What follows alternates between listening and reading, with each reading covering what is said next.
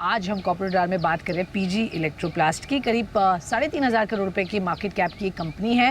Quickly बता दूं, ये पीजी इलेक्ट्रोप्लास्ट पीजी ग्रुप की फ्लैगशिप कंपनी है और ओरिजिनल डिज़ाइन मैन्युफैक्चरिंग यानी ओडीएम, ओईएम और प्लास्टिक इंजेक्शन मोल्डिंग का काम करती है। वेल, कंपनी के मैनेजमेंट एमडी इनफैक्ट विकास गुप्ता जी हमारे साथ शो में जुड़ेंगे, जिनसे हम जानेंगे कंपनी के ग्रोथ प्लान्स, बिजनेस आउटलुक, इस वक्त किस तरह से डिमांड ट्रेंड्स हैं।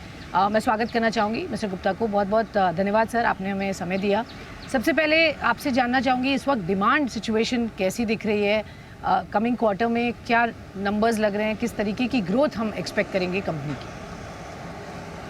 नमस्कार स्वाति जी, और बहुत बहुत धन्यवाद मेरे को अपने शो पे लेने के लिए। आने वाले क्वार्टर्स में हमको जो लग रहा है, जो कि बेसिकली टिपिकली हाई सीजन शुरू होता है हमारे लिए। वॉशिंग मशीन जो हमारा एक प्रोडक्ट है और एक टेलीविजन जो हमारा प्रोडक्ट है, दोनों के लिए हाई सीजन शुरू होता है। हमारे पास जो कस्टमर्स है, जो फोरकास्ट है और जो ऑर्डर बुक है, वो काफी रोबस्ट है। और हमको लग रहा है कि हम वॉशिंग मशीन में और जो टेलीविजन में हमने जो गाइडेंस दी है, उसे आपसे ग्रोथ मेंटेन कर पाएंगे और उतनी ग्रोथ अचीव कर पाएंगे। हमारे पास काफी स्ट्रॉन्ग आगे के फोरकास्ट अवेलेबल है दिवाली तक के लिए। ओके, तो ये अच्छा फोरकास्ट दिख रहा है और आप कह रहे हैं वो आप पूरा भी कर पाएंगे। मैं देख रही थी आपके नंबर्स FY23 में आपके product business cross revenue of 1300 crore sir. कहाँ से ये ग्रोथ ड्राइव हुई है ये जानना चाहूँगी। और FY24 में अगर आप हमें product wise, segment wise breakup देंगे और किस तरीके की ग्रोथ एंटिसिपेट कर रहे हैं, थोड़ा सा डिटेल में बताएंगे सर। जो FY23 में हमारा जो प्रोडक्ट बिजनेस है वो 1340 करोड़ के करीब का रहा था, जिसमें जो मेजर ग्रोथ है हमारे को एयर कंडीशनर्स और वॉशिंग मशीन में आई थी। एयर कंडीशनर्स का बिजनेस ऑलमोस्ट हमारा 250% ग्रोथ किया था और वॉशिंग मशीन का बिजनेस हमारा मोर देन 50% ग्रो किया था। गोइंग फॉरवर्ड FY24 में भी जो हमने गाइडेंस दिए है, हमारा प्रोडक्ट बिजनेस ऑलमोस्ट 1900 करोड़ के करीब रहना चाहिए, जिसमें अगेन हमारा जो मेन ग्रोथ ड्राइवर रहेंगे वॉशिंग मशीन और एयर कंडीशनर्स रहेंगी। हमारे पास जो प्रोडक्ट वाइज ब्रेकअप है वो हम लोग ऑलमोस्ट अराउंड 350 करोड़ के करीब हम लोग करेंगे वॉशिंग मशीन में। ऑलमोस्ट हम लोग करेंगे ऑलमोस्ट 1500 करोड़ के करीब हम लोग करेंगे एयर कंडीशनर्स में, और ऑलमोस्ट 100 करोड़ के करीब हम करेंगे एयर कूलर्स में। तो ये टोटल हमारा प्रोडक्ट बिजनेस रहेगा FY24 के लिए। ओके, तो इस तरीके की ग्रोथ एंटिसिपेट कर रहे हैं फॉर FY24 और अच्छी खासी ट्रैक्शन दिख रही है सारे ही सेगमेंट्स में, जैसा आपने बताया सर।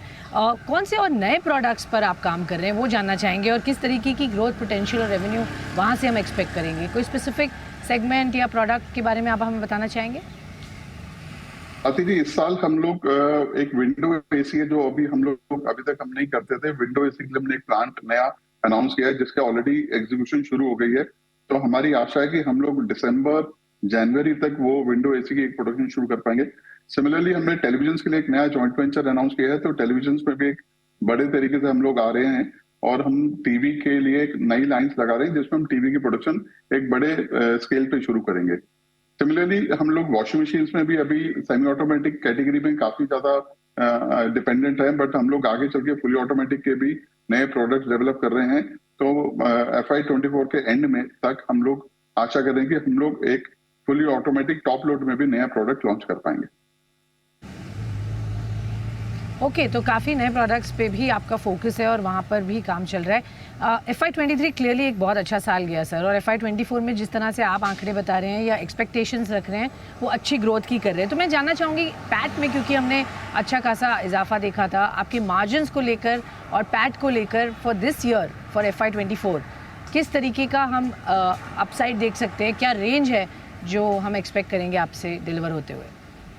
स्वाति जी, FY24 में जो हमने एबिटा मार्जिन की गाइडेंस दी है वो 7.5% के आसपास की दी है। तो हम लोग वही गाइडेंस मेंटेन करने चाहेंगे। कॉम्पिटिटिव लैंडस्केप को देखते हुए हम लोगों को अपनी प्राइसिंग को एडजस्ट करना पड़ता है, बट हमें आशा है कि हमने जो गाइडेंस दी है 2800 करोड़ के रेवेन्यू को अचीव करने के लिए हम लोग 7.5% के आसपास का एबिटा मेंटेन कर पाएंगे। ओके, और सर पैट क्योंकि 78 करोड़ से 78 करोड़ आया था पिछले साल की बात कर रही हूँ अगर ईयर ऑन ईयर बेसिस पर देखिए, जो कि ग्रोथ थी ऑलमोस्ट 100% से ज़्यादा। तो पैट पर क्या रहेगा आपका आंकड़ा या ग्रोथ। स्वाति जी, हमारा जो PBT का आंकड़ा है ऑलमोस्ट रहना चाहिए 150 करोड़ के करीब का। टैक्स की कैलकुलेशन देखनी पड़ेगी, बट ऑलमोस्ट हमारी एंटिसिपेशन है कि 150 करोड़ के करीब का पीबीटी हमारा आना चाहिए FY24 में। Okay okay sure. सो ये आपका एक मोटा मोटा एस्टिमेट है, चाहे वो पैट की बात करें, मार्जिन्स की और ओवरऑल रेवेन्यू की। रेवेन्यू में अच्छी ग्रोथ हम देख रहे हैं, क्लियरली आपने कहा। सर जो इस तरह के ग्रोथ से आप डिमांड को मीट कर रहे हैं, जो आपकी कैपेक्स लाइन आप कैसी दिख रही है, किस तरीके की इन्वेस्टमेंट्स कैपेक्स में होगी? स्वाति जी, इस साल हमारा जो गाइडेंस है कैपेक्स का ऑलमोस्ट अराउंड 170 से 180 करोड़ का है टू मीट अवर कमिटमेंट्स। और आप मानिए basically there is always a lag between the capex and how you can realize the revenue from it. FY24 के नंबर्स के लिए जो हमारा कैपेक्स है वो FY23 में ऑलरेडी कंप्लीट किया था हमने, तो हम लोग जो करंट कैपेक्स कर रहे हैं उसके नंबर्स को हम लोग फैक्टर इन कर सकते हैं FY25 के लिए। बट FY24 में हमारा कैपेक्स 170 से 180 करोड़ के गिर कर रहना चाहिए। ओके तो ये कैपेक्स सर, उसको कैसे रेज करेंगे? फंड रेजिंग के क्या प्लान्स हैं आपके? इंटरनल एक्रूल से मीट होंगे या you will have to resort to external fund raising? Swati ji, इसमें मेजॉरिटी ऑफ दी जो कैपेक्स के जो रिक्वायरमेंट है फंड्स की वो इंटरनल एक्रूवल से आएगी। मे बी बैंक से हम लोग कुछ डेट और रेज करेंगे 50 से 60 करोड़ का। Largely it will be funded through internal accruals. Okay sir, यहाँ पर अपॉर्चुनिटीज फॉर M&A ग्रोथ दिखती है या आप ऑर्गेनिकली पूरी तरह से ग्रोथ आगे अचीव करने की कोशिश कर रहे हैं? M&A अपॉर्चुनिटीज आपके बिजनेस में और या आपके कंपनी के लिए इम्पोर्टेंट होगी? We keep on evaluating those options. अभी ऐसा कोई ऑप्शन हमने देखी नहीं है, but we keep on evaluating. अगर फ्यूचर में आएगी तो we will evaluate that as well. Sir मैं ये जानना चाहती हूँ आपसे, क्योंकि आपका प्रोडक्शन कुछ इन हाउस है, कुछ इंपोर्ट पे डिपेंडेंट है, तो एक तो क्या स्प्लिट है इस वक्त, और could you give us a sense कि आप किस तरह से इंपोर्ट्स पे डिपेंडेंस आगे कम करने की कोशिश करेंगे? बिकॉज आपने पिछले टाइम जब हमने सुना था आपने कहा था कॉपर और एल्यूमिनियम 100% इंपोर्ट्स हैं और motor is about 80 to 90% imports and also compressor 70% imports. So इसको कैसे एड्रेस करेंगे? स्वाति जी, बेसिकली जो एयर कंडीशनर्स हैं उसमें जो की कंपोनेंट्स हैं मोटर्स और कंप्रेसर्स, एल्यूमिनियम और कॉपर, उसके लिए अभी भी हम लोग इंपोर्ट्स पे डिपेंडेंट हैं। बट गोइंग फॉरवर्ड जैसे गवर्नमेंट ने PLI स्कीम अनाउंस करी और PLI में काफी लोगों ने इन्वेस्टमेंट अनाउंस करी है और जिसपे हम लोग भी पार्टिसिपेंट हैं, तो व्हाट आई फील कि in next 1 or 2 years compressors की कुछ कैपेसिटी ऑनलाइन आएगी इंडिया में, मोटर्स कुछ और बननी शुरू होंगी, कॉपर और एल्यूमिनियम भी यहाँ पे बनना शुरू होगा। तो जो हमारी डिपेंडेंस है इंपोर्ट्स पे अगले 2 या 3 साल में ऑलमोस्ट काफी हद तक नीचे आ जाएगी। वॉशिंग मशीन में अभी भी हम लोग मोटर्स कुछ इंपोर्ट कर रहे हैं, वो भी हम लोकलाइज कर रहे हैं।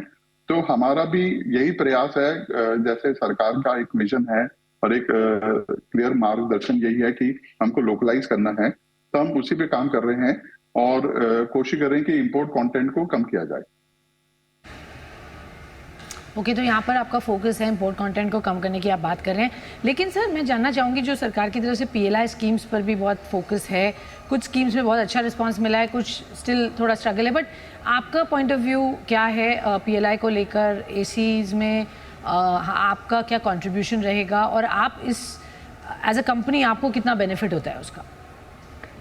स्वाति जी, हमारा जो अपना एनालिसिस और हमारा जो आंकलन है उसके हिसाब से जो PLI स्कीम जो अनाउंस करी गई थी व्हाइट गुड्स के लिए, जिसमें पर्टिकुलरली एयर कंडीशनर्स के लिए एक ये गेम चेंजर की तरह साबित हुई है। और जो आज से 2 साल पहले 3 साल पहले अगर हम देखें, almost 40 to 50% of air conditioners India में इंपोर्ट किया जाते थे, कंप्लीट बिल्टअप यूनिट्स, वो ऑलमोस्ट 95% अब लोकल मैन्युफैक्चरिंग शुरू हो गई है। और धीरे धीरे उसमें जो लोकल वैल्यूडेशन है बढ़ रहा है। ऐसे जैसे ये कंपोनेंट इकोसिस्टम डेवलप हो रहा है, जो PLI स्कीम का मेन फोकस है कि कंपोनेंट का इकोसिस्टम लोकली डेवलप होना चाहिए, वो एक अच्छा फोकस एरिया है जिसमें काम हो रहा है। और हमारा पूरा विश्वास है इसमें कि आने वाले 2 या 3 सालों में लोकल कंटेंट ऑलमोस्ट 70 to 80% तक पहुंच जाएगा एयर कंडीशनर्स में। सर कुछ नए मार्केट्स आप एक्सप्लोर कर रहे हैं, कुछ नए एक्सपोर्ट अपॉर्चुनिटीज, वहाँ पर कंपनी का क्या रुख रहेगा या आपका ज़्यादातर फोकस डोमेस्टिक मार्केट पर ही है? स्वाति जी, अभी जो हमारा मेन फोकस है डोमेस्टिक मार्केट पे, बट गोइंग फॉरवर्ड डेफिनेटली हम लोग एक्सपोर्ट्स पे काम कर रहे हैं और एक्सपोर्ट की मार्केट को डेवलप करने के लिए कोशिश कर रहे हैं। उसके लिए कुछ एक नए प्रोडक्ट्स हमको डेवलप करने पड़ेंगे, उस पर हम लोग काम शुरू कर रहे हैं। हमारी R&D टीम उस पर लग गई है। मेरे ख्याल से अगले 2 सालों में एक्सपोर्ट पे भी एक बड़ा ब्रेक थ्रू आना चाहिए हमारे लिए। ओके, कुछ स्पेसिफिक मार्केट सर आइडेंटिफाई किए हैं जहाँ पर आपको अच्छा रिटर्न मिले, अच्छा मार्जिन मिले?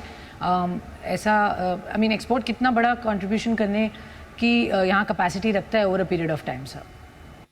स्वाति जी, हमारा ये विश्वास ही आने वाले 2 से 3 सालों में हम लोग जैसे मिडिल ईस्ट है, अफ्रीका है, यूरोप और अमेरिका है, इसको धीरे धीरे एक्सप्लोर करेंगे और प्रोडक्ट्स को डेवलप करेंगे उन मार्केट को लेके।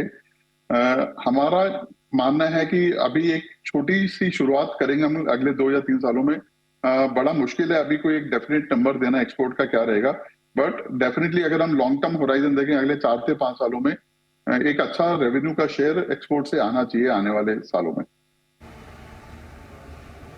ओके, तो एक्सपोर्ट भी एक इम्पॉर्टेंट एरिया है जहाँ पर काम हो रहा है और वहाँ से अच्छा रिटर्न भी आप एक्सपेक्ट करें। बहुत बहुत शुक्रिया मिस्टर गुप्ता हमसे जुड़ने के लिए, बताने के लिए किस तरीके के ट्रेंड्स दिख रहे हैं, क्या है डिमांड और आगे क्या है आउटलुक।